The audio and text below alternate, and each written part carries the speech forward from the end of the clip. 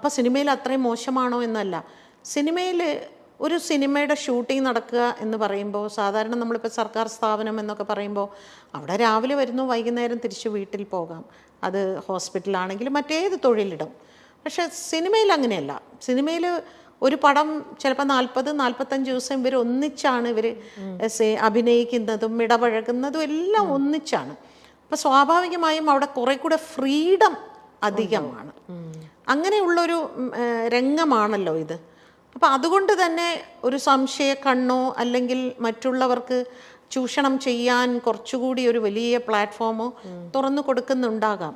അവിടെ നിന്നൊക്കെ നമുക്ക് വളരെ ഈസി ആയിട്ട്, ഞാൻ വീണ്ടും വീണ്ടും പറയുകയാണ്, വളരെ ഈസി ആയിട്ട് തന്ത്രപൂർവ്വം ബുദ്ധിപൂർവ്വം അവിടുന്ന് രക്ഷപ്പെടാൻ സാധിക്കും. നമുക്കൊന്നും നഷ്ടപ്പെടില്ല. ഒന്നും നഷ്ടപ്പെടില്ല എന്ന് വെച്ചാൽ എന്താണ്, ലോകത്തെ ഒരു മനുഷ്യന് കിട്ടുന്ന ഏറ്റവും വലിയ ഭാഗ്യമാണോ ഒരു സിനിമയിൽ അവസരം കിട്ടുക എന്നാണ്? വേറെ എന്തെങ്കിലും ജോലി ചെയ്ത് ജീവിക്കണം, വേറെ ജോലി ചെയ്യണം.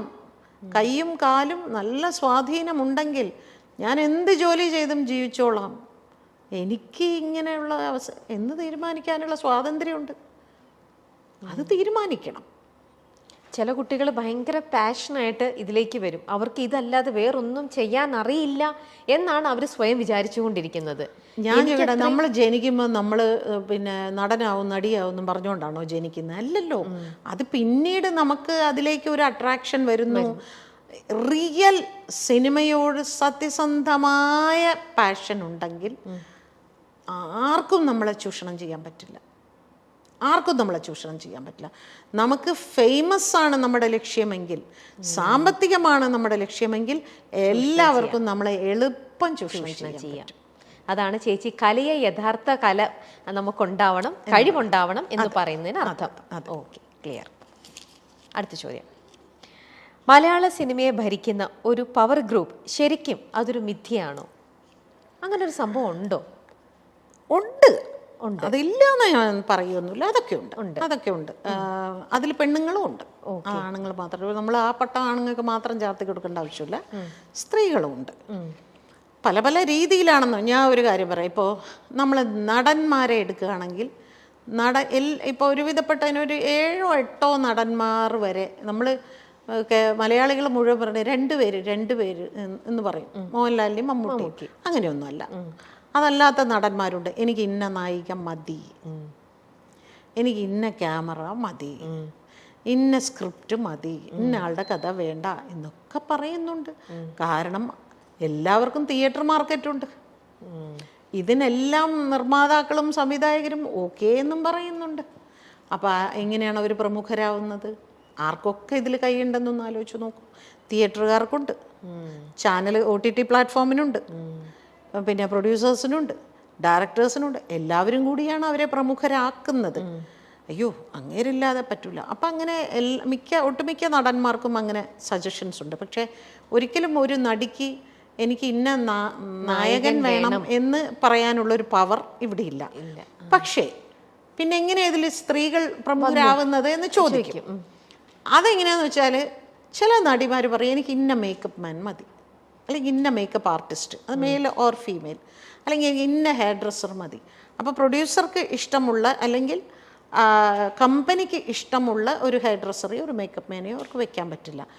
അങ്ങനെ നോക്കുകയാണെങ്കിൽ എല്ലാവരും പ്രമുഖരാണ്. എല്ലാവരും അവരവർക്ക് ആവശ്യമുള്ള ആളുകളെയാണ് അവർ ചൂസ് ചെയ്തുകൊണ്ടിരിക്കുന്നത്. എനിക്ക് ഇന്ന കോസ്റ്റ്യൂമർ മതി, അവരാണ് എനിക്ക് കറക്റ്റായിട്ട് കോസ്റ്റ്യൂം ഡിസൈൻ ചെയ്ത് തരുന്നത്. ഈ ഇന്ന ഹെയർ ഡ്രസ്സർ, അവർ മനോഹരമായിട്ട് എനിക്ക് ഹെയർ സ്റ്റൈൽ ചെയ്ത്, ഇവരെല്ലാവരും. അപ്പോൾ അങ്ങനെ ഒരു ആർട്ടിസ്റ്റ് ഒരു ഹെയർ സ്റ്റൈലിസ്റ്റിനെ കാസ്റ്റ് ചെയ്യുമ്പോൾ ചൂസ് ചെയ്യുമ്പോൾ അവരഭിനയിക്കുന്ന സിനിമകളിലെല്ലാം അവരായിരിക്കും. അപ്പം മറ്റവർക്ക് പണിയുണ്ടാവില്ല. അതൊക്കെ പ്രമുഖർ തന്നെയാണ്. ഇപ്പം ഞങ്ങളുടെ ഡബ്ബിങ്ങിൻ്റെ ഞാൻ പറയാം, നായിക ശബ്ദം മറ്റുള്ളതിലൊന്നും ഇവരാരും ഇടപെടില്ല. അതായത് നടന്മാർ അവർ പറയാറുണ്ട്, അവരുടെ ശബ്ദം വേണ്ട, നായികമാരുടെ വേണ്ടി പറയും. ആ നായിക പോലും ചിലപ്പോൾ അങ്ങനെ പറയാറില്ല, പക്ഷെ നടന്മാർ പറയും. അത് പ്രത്യേകിച്ച് മലയാള സിനിമയിൽ ഏറ്റവും വലിയൊരു നടൻ തന്നെ എൻ്റെ ഒരുപാട് സിനിമകൾക്ക് അദ്ദേഹം പറഞ്ഞിട്ടുണ്ട്, അവർ വേണ്ട, നമുക്ക് മറ്റവരെ അവർ വേണ്ട ഒരുപാട് സിനിമകൾക്ക് പറഞ്ഞിട്ടുണ്ട്. എനിക്ക് ഞാൻ പിന്നെ അതൊരു വലിയ വിഷയമാക്കാതെ ഓക്കെ അതിനെന്താ എന്ന് പറഞ്ഞ് ഞാനിവിടെ വേറെ പടം ചെയ്യാതിരിക്കുന്നുണ്ടോ, ഞാൻ വേറെ സിനിമകൾ ചെയ്യുന്നുണ്ട്, അങ്ങനെ തന്നെ ആയിക്കോട്ടെ. അതൊക്കെ നമ്മൾ ഈസി ആയിട്ട് ഇതിൻ്റെ ഒരു ഭാഗമായിട്ട് എടുക്കുക, അത്രയേ ഉള്ളൂ. അതിനൊന്നും നമ്മൾ കൊടി ഉയർത്തി ഇതിൻ്റെ പിന്നാലെ ഒന്നും പോയിട്ടൊന്നും ഒരു കാര്യമില്ല. ആ നായികയ്ക്ക് വേണ്ടിയിട്ടാണ് ചേച്ചി ഇവിടെ ശബ്ദം കൊടുക്കുന്നത്. നായികയ്ക്ക് അവിടെ ഒരു വോയിസും ഇല്ല. ആ സിനിമയിലെ നായകനാണ് തീരുമാനിക്കുന്നത് ആരാർക്ക് എന്ത് ശബ്ദം കൊടുക്കണം എന്നുള്ളത്. അപ്പൊ അതൊരു പവർ ഗ്രൂപ്പിന്റെ ഓരോ ഇതെന്ന് പറയുന്നത് തന്നെ പവർ ഗ്രൂപ്പ് ഒക്കെ ഉണ്ട്. അതില്ല എന്ന് പറഞ്ഞാൽ ഞാൻ സമ്മതിക്കില്ല. ഓക്കെ, പവർ ഗ്രൂപ്പിൽ സ്ത്രീകളുടെ റോള് താരതമ്യേന കുറവാണ് എന്നുള്ളതേ ഉള്ളൂ. കയറി നിൽക്കുന്ന തീർച്ചയായിട്ടും പുരുഷന്മാർ തന്നെയാണ്. ഈ സ്ത്രീകളാണെങ്കിൽ പോലും, സ്ത്രീകൾക്ക് ഇപ്പൊ ചേച്ചി പറഞ്ഞു പുരുഷന്മാരെ നായകനെ ഡിസൈഡ് ചെയ്യാനുള്ള ഒരു പവർ അവർക്ക് അല്ലെങ്കിൽ ഒരു വോയിസ് ഉണ്ടാവില്ല. എന്നിരുന്നാൽ കൂടെ അവരുടെ കൂടെ അഭിനയിക്കുന്ന ബാക്കി കോ ആർട്ടിസ്റ്റുകൾ അവരാരൊക്കെ വേണം, അല്ലെങ്കിൽ എനിക്കിപ്പം ഒരാളുമായിട്ട് എനിക്ക് വലിയ താല്പര്യമില്ല, അപ്പം എൻ്റെ സിനിമയിൽ അവരാണ് എൻ്റെ സിസ്റ്ററായിട്ടോ എൻ്റെ ഫ്രണ്ടായിട്ടോ വരുന്നതെങ്കിൽ അങ്ങനെയും അവരവിടെ ചെയ്യിക്കാറുണ്ടാവും അല്ലേ? ഞാൻ വരണമെന്നുണ്ടെങ്കിൽ ആ കുട്ടീനെ ആ സിനിമയിൽ വെക്കാൻ പാടില്ല അല്ലേ? നമുക്കറിയാം പണ്ടൊക്കെ നമ്മൾ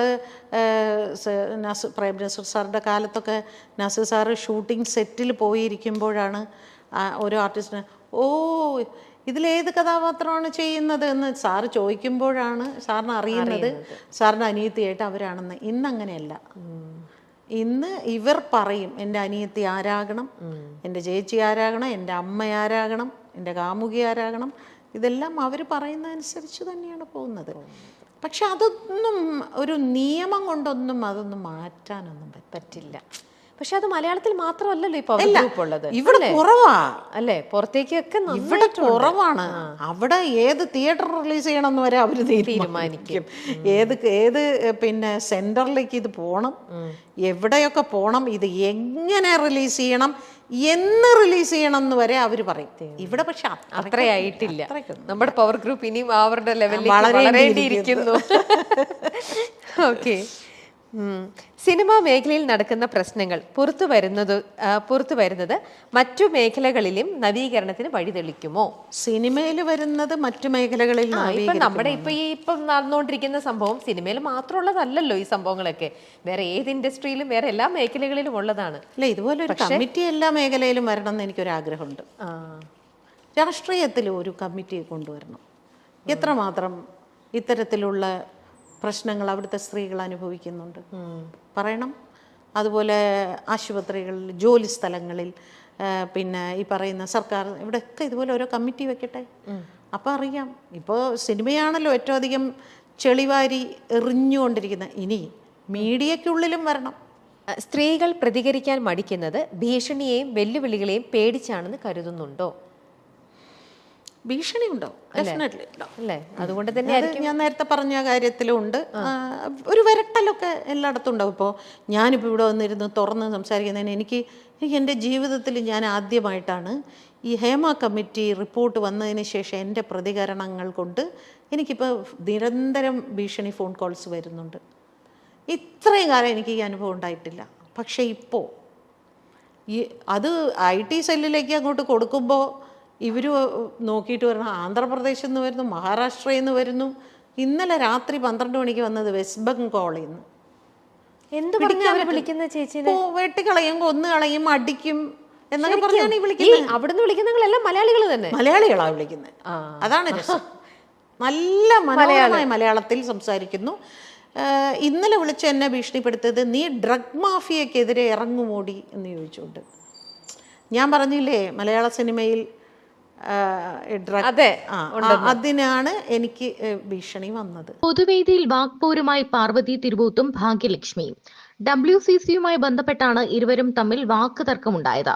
ഭാഗ്യലക്ഷ്മി പലപ്പോഴായി WCCക്കെതിരെ ഉന്നയിക്കുന്ന വിമർശനങ്ങൾ ഇതാദ്യമായിട്ടാണ് നേർക്കുനേർ ചർച്ചയാകുന്നത്. അത്യന്തം നാടകീയമായിരുന്നു ഇരുവരുടെയും ചോദ്യങ്ങളും ഉത്തരങ്ങളും. കേരള ലിറ്ററേച്ചർ ഫെസ്റ്റിവൽ വേദിയിൽ സ്ത്രീയും സിനിമയും എന്ന വിഷയത്തെ ആസ്പദമാക്കിയുള്ള ചർച്ചയ്ക്കിടയിലായിരുന്നു സംഭവം. സിനിമാ ലോകത്ത് സ്ത്രീകൾ അനുഭവിക്കുന്നതും നേരിട്ടതുമായ വിഷയങ്ങളും ഹേമ കമ്മിറ്റി റിപ്പോർട്ടും പരാമർശിച്ച് സംസാരിച്ച പാർവതി WCC സിനിമയിലെ സ്ത്രീകൾക്കായി തുറന്നു വയ്ക്കുന്ന ഇടത്തെപ്പറ്റി സംസാരിച്ചു. നമുക്ക് എന്തും തുറന്നു പറയാനുള്ള ഒരു ഇടമുണ്ട്, അവിടെ ആർക്കും വന്ന് പറയാനുള്ളത് പറയാം, വിമർശിക്കാനുള്ളവർക്കും അവിടേക്ക് വരാമെന്ന് പാർവതി പറഞ്ഞു. ഇതിനു മറുപടിയായിട്ടാണ് കാണികൾക്കിടയിൽ നിന്ന് ഭാഗ്യലക്ഷ്മി സംസാരിച്ചു തുടങ്ങിയത്. WCCയോടുള്ള നിർദ്ദേശം എന്ന മട്ടിലാണ് ഭാഗ്യലക്ഷ്മി സംസാരിച്ചു തുടങ്ങിയത്. ഈ ഓർഗനൈസേഷൻ കുറച്ചുകൂടി ആളുകൾക്ക് സംരക്ഷണം കൊടുക്കുന്ന രീതിയിലാകണം. ഇരുന്ന് സംസാരിക്കാനും അവരോടൊപ്പം കുറച്ചു സമയം ചെലവഴിക്കാനുമുള്ള ഒരു സ്പേസ് നൽകാനുള്ള ഒരു ശ്രമം WCC നടത്തിയാൽ നല്ലതാണെന്ന് എനിക്ക് തോന്നുന്നു. കുറെ കൂടി ആളുകൾ നിങ്ങളിലേക്ക് വരാൻ ശ്രമിക്കും. ഞങ്ങൾ എങ്ങനെയാ മാഡം അവരുടെ അടുത്തേക്ക് പോകേണ്ടത് എന്ന് എന്നോട് സ്ത്രീകൾ ചോദിക്കാറുണ്ട്. ഡബ്ബിംഗ് ആർട്ടിസ്റ്റുകളല്ല, അവർക്ക് പരാതിയില്ല എന്ന് തന്നെ വെച്ചോളൂ.